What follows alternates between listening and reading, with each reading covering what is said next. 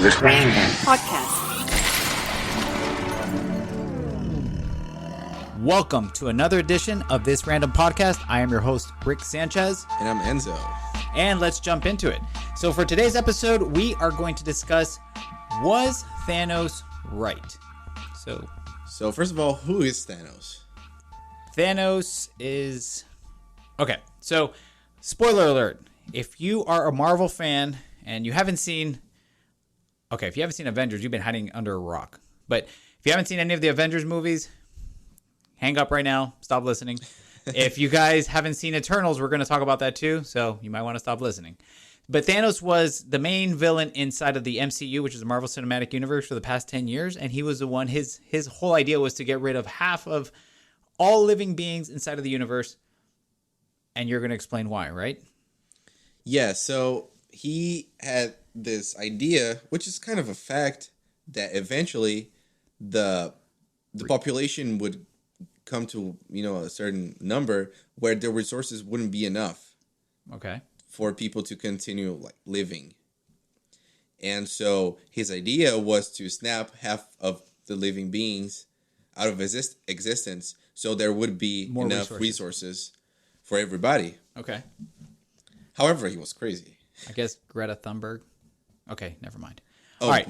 Let's not go there, please. Okay. So, how dare you? However, I thought about the idea of him, instead of killing half the people, just double the resources. And then... Yeah, but that's not dramatic. You would be fine. There was nobody to fight. So the movie would be 5 minutes long. I know. He should, it's true. He should have just been, hey, Avengers, I need these stones. Instead of fighting with me, help me find out. We'll get more stuff. So these stones that can destroy the whole universe? Right. I just want them to make more food. I know. It would have been so much easier. He could have had a good campaign. Right. Instead of being this genocidal maniac that they saw him as. But now here comes the twist. The twist is that if you watch Eternals, this new MCU movie, you see that Thanos is a deviant from the Eternals. He was made to be one of the Eternals, but he went a different way. Well, yeah, so the understanding is the deviants are the ones who fight against the Eternals. And the point of the Eternals is they're supposed to take care of the Celestials. And if you don't know what a Celestial is, Celestials are celestial beings or these massive beings that, once again, I think you were talking about earlier, that they kind of make the universe or whatever, galaxies or... Yeah, so they have a power. They're ginormous creatures that have energy and power to create a whole new system or galaxies, many planets, and etc. Mm-hmm. Because they have a great amount of, organic matter or something? Mm-hmm. And so those Celestials, before they come to living, they're inside planets like the Earth. Right. So the Earth is an incubator or like a birthing pod for the Celestials. The Eternals take care of the Earth, so the Earth creates people, and the people give energy to the baby that's inside of the Earth, which is Celestial. But once the Celestial is born, it comes from, this Celestial comes from an explosion. Right. And this explosion means the whole planet... The Earth is gone. Yeah, it destroys the planet. Which is funny, because the Earth is the chosen planet. I know, dude. Everything happens on this Earth. Right, yeah. Of course. I mean, it would be a horrible movie if everything happened somewhere else. Yeah, and then Thanos, with the whole idea of snapping everybody away and out of existence, so 50% of people wouldn't be alive anymore, he would stop the Celestial from coming and destroying the whole Earth. Correct. So if he got rid of half of existence, because I'm sure that Earth is not the only planet that has a Celestial living inside of it. Right. So if you get rid of half of the population, then half of the energy, he was trying to get rid of the batteries that are powering these things. Us being the batteries. Right. If you get rid of half of the batteries, these things will not grow as fast and destroy so many planets. Because I guess he had a beef with these Celestials. Right. Now here's a different one, and that, looking at it from that point, it's okay, maybe Thanos was right. Maybe there was some logic to it. Because let's look at just the Earth, and I'll give you the twist after. But let's look at just the Earth. So the Earth right now, we're at how many people? We are almost at 8 billion. Right now we're at 7,910,000,000. and 800,000 people. That's crazy, because if you think about when I was born, I'm not going to give you guys the year. If you can figure it out, you guys can post it on our social media page. But when I was born, there was 4.2 billion people. Okay, so all right, fine, just say it. No, I'm not gonna say it because it's okay. You're old. Just date me. It's easy. I'm gonna shut your mic off. So, all right, since you were born, we're almost at double. Wow, double the population. That's crazy. That is crazy. So, all right, I was thinking, because the idea is, okay, if he puts more resources on the Earth, then there's more people, which is going to power the Celestial even faster. So getting rid of half the people was going to take away power and slow down the birthing process of the Celestial. Right. Why didn't he just snap the Celestials away? Or do the stones not apply to them? Oh, that's a whole new question, bro. You know what I'm saying? Yeah. Like, dude, really? They do have a lot of power, though. Because think about it. If they have if all the strengths combined have enough power to snap away half of the population, if you concentrate all the power in one being, technically, I think it would be possible. Yeah. Right? I think so. However, the Celestial wasn't living yet by the time he snapped. Okay. So it's kind of, I don't think he could do anything about it. Okay. I think he was just stopping that from happening. Or he was just crazy and wanted to kill everybody and needed an excuse for that. Yeah. I mean, I agree with that. Well, what do you think about... Okay, so looking at it from crazy, because let's move back to... Let's bring this back into the Earth itself. Let's look at us. Forget about the Celestials. Let's forget about that. Let's forget about everything right now. All right. And when it comes to the Marvel Cinematic Universe, and let's look at it from the perspective of our Earth. Okay. Do we think, or do you think, that we're actually tearing up this Earth, and how much time do we have left? So, before we get into that, I'm not sure if the whole reason for us, being all concerned about like population growth and all that stuff, I don't know if the population, the population is the problem. I think the problem is that we don't know how to take care of the Earth. I agree. I'm not a scientist, but I know all the like freaking North Pole and all the icy places, they're like melting. True. And I'm not going to debate that it's not us that's doing it, but has that happened in the past before? Does the Earth just go through cycles that it always does that? Yes, but I feel like the stuff that's happening right now hasn't happened before. Oh, we wouldn't or know. at least the intensity. Right. So I've listened to this podcast a couple of years ago in Brazil, and there's this biologist. Is he Brazilian? Yes. Oh, that's the problem. Whatever. So he's this really smart biologist, and the whole episode is like 3 hours long, and they're talking about how in 30 years, some countries and cities, first of all, they're going to be like not existing anymore because the water level is going to go up. The ocean level is going to go up. The ice caps are going to melt. Yeah. Mm-hmm. And so it's going to, just take over the cities. Mm-hmm.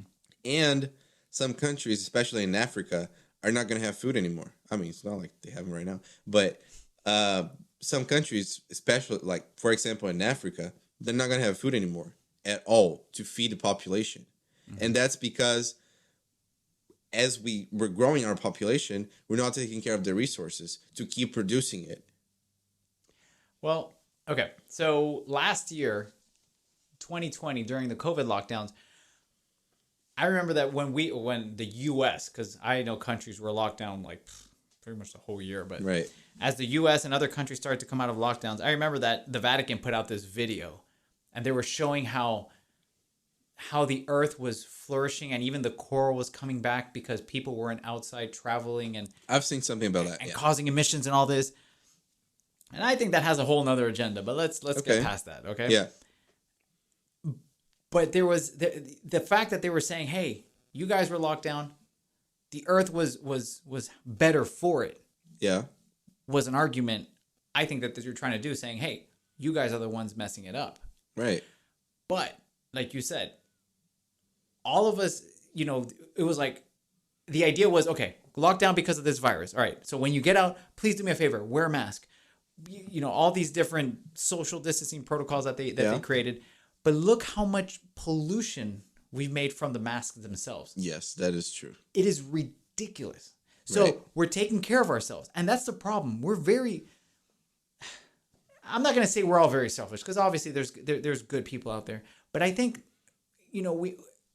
it's almost like they dangle a carrot in front of our face, and that's what we go for. People don't think about, what's the hot topic at the moment? Oh, the hot topic is the virus. All right, so, we're all scared of the virus. Just don't worry about the mask. And it's like, well, what about the earth? Are we not taking care of it? Right. And depending on where the agenda is constantly moving is where people like to scream and shout about. And they forget about, we forgot about that objective. So it doesn't become a thing of, this is my principle. It's more of a virtue signaling thing, like, put on your mask. But I'm just going to leave it in my car and let it fly out the window and create pollution. And at the end of the day, still finish off this earth. Right. Which at the end of the day, it's like, in a different way. Yeah, it's all the same thing at the end. Right. And who cares if, we have a virus. Fine. What about the earth? Are we not worried about the earth anymore? Yeah. And if we don't have an earth, who cares about a virus? We're not going to exist anyways. Yeah. I think there's something that applies to many aspects of our lives, that is, we're only concerned about the short term. So whatever it's far away, let's say 30 years from now, which is the predictions to like the earth having different like temperatures and different conditions. Is that where'd you see that? That was that whole biologist thing that you were watching? Yeah, it was. I don't have numbers and facts right now, because I actually just remember this thing at this point where we're recording. But I do want to listen to it again, because it's really interesting. Right. And you guys can hold me to this. I'll remember that. So let's say in 30 years from now, it's like, who cares? It's 30 years from now. You don't even think about that reality. What you're going to do, if you're going to be alive, you're going to have a family, anything. Right. So, you know what? We have this problem right now. Let's just take care of it right now. And the rest, screw it. Well, before we continue to paint a grim picture, let's talk about our sponsor today. Our sponsor today is Lily Moon Paint. All right. So Lily Moon is an easy-to-use furniture mineral paint that is eco-friendly, offers superior adhesion, applies smoothly over any surface, and has a smooth matte finish.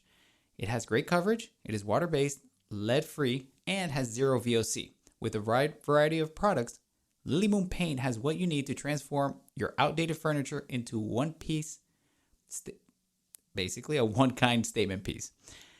So Lily Moon Paint, check them out. You can find them on Instagram. You can find them on, I believe it's lilymoonpaint.com. If not, just hit us up and we'd be happy to send you over to our sponsor. Check it out. They have some really awesome pieces they've restored in the past, and the paint looks amazing. Yes, sir. So the only thing I got from all that was eco-friendly, because that we're talking about. But yay. Yeah, eco-friendly. So it fits this topic. I did want to bring up, there's another study that they did. Of course, you put the word study. That's driving me crazy, because all you have to say is, there was a study, and right away people validate it. I mean, I did a study for about 2 minutes and I can come up with anything. Yeah. But anyways, so there's another study that people cite, and they say that natural resources will run out within 20 years. Okay. And then where is it that they have a doomsday clock? Somewhere in Europe, they put up a doomsday clock, and they actually put it during COVID. I've seen that. I don't remember it. I think it gave us like 30 years or something like that, right. which cites what you said.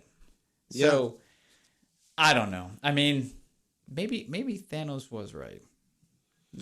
Maybe he was. So, okay, if you were Thanos, forget about the Celestials and all the crap. Would you want a random or a selective snap? Okay, so what you mean is I snap my fingers and half of the population is gone and I don't pick who?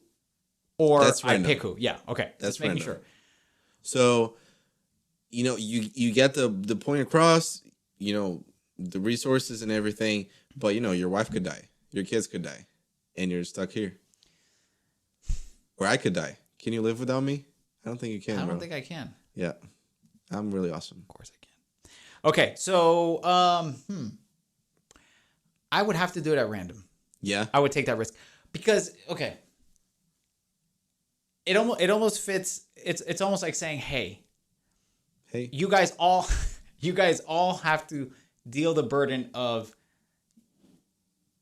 you're gonna lose your